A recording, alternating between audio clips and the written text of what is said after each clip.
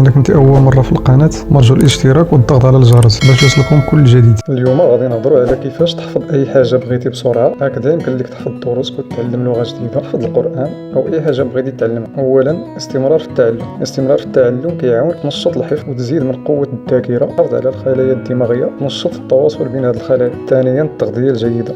من بين أهم الطرق لتنشيط العقل زيادة الحفظ السريع اتباع نظام غذائي صحي، بالخصوص الفواكه والخضروات والسمك والفواكه الجافة. ثالثا الابتعاد عن الكحول والمخدرات. أحسن حاجة يديرها الإنسان هي أنه يبعد على التدخين والكحول والمخدرات، لأن عندها تأثير سلبي على جسم الإنسان بصفة عامة وعلى العقل ديالو بصفة خاصة. رابعا الاهتمام بالحالة النفسية والمشاعر. المشاكل النفسية بحال القلق والإرهاق والاكتئاب وقلة النوم كتأثر بطريقة سلبية على الوظائف الإدراكية بشكل كبير. خامسا ممارسة الرياضة. الرياضة عندها فوائد كثيرة على الجسم والعضلات، كتزيد من تدفق الدم للدماغ، كتحفز الخلايا العصبية وتحسن الربط بين هذه الخلايا، كتنقص من التوتر النفسي. سادسا الأعمال اليدوية. أي نشاط باستخدام اليدين بحال الخياطة مثلا كتعاون على تعزيز وتحسين قدرات العقل. سابعا ممارسة التمارين العقلية. التمارين العقلية كتعاون على تنشيط العقل بحال تعلم لغة جديدة ولا هواية جديدة أو حل الكلمات المتقاطعة، لعبة الشطرنج أو قراءة الكتب والمجلات.